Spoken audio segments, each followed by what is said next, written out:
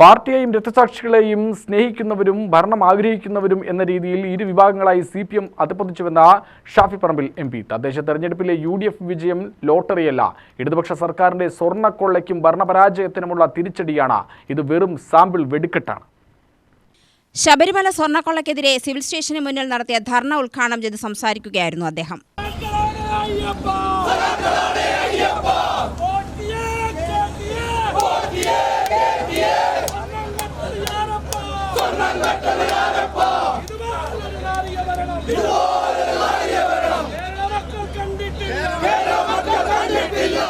സ്വർണ്ണക്കൊള്ളയിൽ ദേവസ്വം മന്ത്രി രാജിവെക്കുക, മുഴുവൻ പ്രതികളെയും നിയമത്തിന്റെ മുന്നിൽ കൊണ്ടുവരിക എന്നീ ആവശ്യങ്ങൾ ഉന്നയിച്ച ജില്ലാ കോൺഗ്രസ് കമ്മിറ്റിയാണ് ധർണ സംഘടിപ്പിച്ചത്. ദശലക്ഷക്കണക്കിന് ഭക്തരുടെ പ്രതീക്ഷയായ സ്വാമി അയ്യപ്പന്റെ സ്വർണം കാക്കുവാനാണ് ദേവസ്വം ബോർഡിനെ ചുമതലപ്പെടുത്തിയത്. എന്നാൽ ദേവസ്വം ബോർഡ് സ്വർണം കക്കുകയാണ് ചെയ്തതെന്നും ഷാഫി പറമ്പിൽ കുറ്റപ്പെടുത്തി. പിണറായി VS എന്ന വിഭാഗീയത അല്ല ഇപ്പോൾ നിലനിൽക്കുന്നത്. സ്വർണ്ണക്കൊള്ളയിൽ ഉന്നതർക്കുള്ള പങ്ക് ഇനിയും പുറത്തു വരേണ്ടതുണ്ട്. ജയിലിലായ പത്മകുമാർ പുറത്തെത്തിയാൽ പലതും വിളിച്ചു പറയും. മുൻമന്ത്രി കടകംപള്ളി സുരേന്ദ്രനെയും അറസ്റ്റ് ചെയ്താൽ സ്വർണ്ണക്കടത്തിലെ ഉന്നതർക്കുള്ള പങ്ക് വെളിച്ചതാവും. ഇത് ഭയപ്പെട്ടാണ് ഇവർക്കെതിരെ ഭരണകൂടം നടപടിയൊന്നും സ്വീകരിക്കാത്തത്. വരുന്ന നിയമസഭാ തിരഞ്ഞെടുപ്പ് വരെ എങ്ങനെയെങ്കിലും സ്വർണ്ണക്കൊള്ളയുടെ അന്വേഷണം നീട്ടിക്കൊണ്ടു പോകണം. എങ്കിൽ മാത്രമേ ഇതിന് കൂട്ടുനിന്ന ഉന്നതനെ സംരക്ഷിക്കാൻ കഴിയുകയുള്ളൂ. അന്വേഷണം CPM നേതൃത്വത്തിലേക്ക് തിരിഞ്ഞതുകൊണ്ടാണ് ഇത് മരവിപ്പിക്കുന്നത്.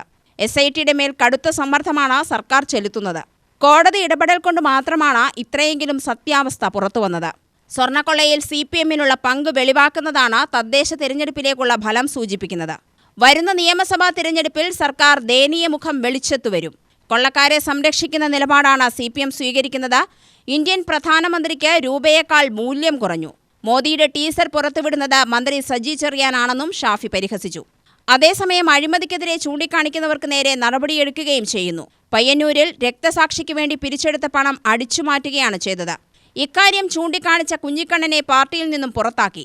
അഴിമതിക്കാരെ സംരക്ഷിക്കുന്ന നിലപാടിന് ഉത്തമ ഉദാഹരണമാണിത്. അയ്യന്റെ സ്വർണം അടിച്ചുമാറ്റിയ സംഭവത്തിൽ എത്ര വലിയ ചങ്കുണ്ടെങ്കിലും രക്ഷയുണ്ടാവില്ല. ഇത് കണ്ടുകൊണ്ടിരിക്കുന്ന ജനങ്ങൾ കനത്ത പ്രഹരമാണ് ഇടതുപക്ഷത്തിന് നൽകാൻ പോകുന്നത്. കോടതി പറഞ്ഞതുപോലെ പഞ്ചാഗ്നി മധ്യേ തപസ്സു ചെയ്താലും പാപകർമ്മത്തിന് പ്രതിക്രിയയാവില്ല. കോടതിയിൽ നിന്ന് പോലും ഇത്രയുമേറെ രൂക്ഷ വിമർശനമേറ്റ ഒരു സർക്കാർ ഇതുവരെ ഉണ്ടായിട്ടില്ലെന്നും ഷാഫി പറമ്പിൽ കൂട്ടിച്ചേർത്തു. ഈ അന്വേഷണ സംഘത്തിന്റെ മേലെ ഗവൺമെന്റ് നടത്തുന്ന ഇടപെടലുകൾ തെരഞ്ഞെടുപ്പ് വരെയെങ്കിലും ഇതിന്റെയും മേലെയുള്ള നേതാക്കന്മാരുടെ അറസ്റ്റ് തടയാൻ കിണഞ്ഞു ശ്രമിക്കുന്ന ഭരണാധികാരിയുടെ പേരാണ്, ആഭ്യന്തര വകുപ്പ് മന്ത്രിയുടെ പേരാണ് ശ്രീ പിണറായി വിജയൻ എന്ന് കേരളത്തിലെ ജനങ്ങൾക്ക് ബോധ്യപ്പെട്ടിട്ടുണ്ട്. കോടതികൾക്കും അത് ബോധ്യപ്പെടുകയാണെന്നുള്ള കാര്യത്തിന് സംശയം വേണ്ട. കിണഞ്ഞു ശ്രമിക്കുക. തെരഞ്ഞെടുപ്പ് വരെ എങ്ങനെയെങ്കിലും ഇവരുടെ അറസ്റ്റിനെ ഒന്ന് ഒഴിവാക്കി കിട്ടാനുള്ള കിണഞ്ഞ പരിശ്രമത്തിന് നേതൃത്വം നൽകുക ഭരണ നേതൃത്വം. അതിന് കൂട്ടുപിടിക്കുകയാണ് ഭരണ നേതൃത്വം. ഞാനൊരു കാര്യം ചോദിച്ചോട്ടെ, പത്മകുമാർ എങ്ങനെ ഇപ്പോഴും പാർട്ടിയുടെ നടപടികൾക്ക് വിധേയനാവാതെ മാറി നിൽക്കുന്നത്? ഇതുപോലെ ഒരു കേസിൽ കോടതി ഞെട്ടിക്കുന്നതെന്ന് പറഞ്ഞ മൈൻഡ് ബ്ലോവിംഗ് എന്ന വാക്ക് കോടതി ഉപയോഗിച്ച ഒരു കേസിൽ, അങ്ങനെ ഒരു കേസിൽ ഉൾപ്പെട്ട ജില്ലാ സെക്രട്ടേറിയറ്റ് അംഗത്തെ, മുൻ MLA അവരുടെ പാർട്ടിയുടെ ആ കമ്മിറ്റിയിൽ നിന്ന് ഒരിക്കലും നീക്കം ചെയ്യാനോ നടപടിയെടുക്കാനോ സസ്പെൻഡ് ചെയ്യാനോ പോലും തയ്യാറാവാതിരിക്കുന്നതിന്റെ കാര്യവും കാരണവും പത്മകുമാറിന്റെ നടപടിയിലേക്ക് പാർട്ടി കടന്നാൽ പത്മകുമാറും സംസാരിച്ചു തുടങ്ങും. അത് സംസാരിച്ചു തുടങ്ങിയാൽ പിന്നെ പാർട്ടിക്ക് താങ്ങില്ല എന്നുള്ളത് അവരുടെ ഭരണത്തിലിരിക്കുന്ന ആളുകൾ തിരിച്ചറിഞ്ഞിട്ടുണ്ട്. DCC president A. തങ്കപ്പൻ അധ്യക്ഷനായിരുന്നു.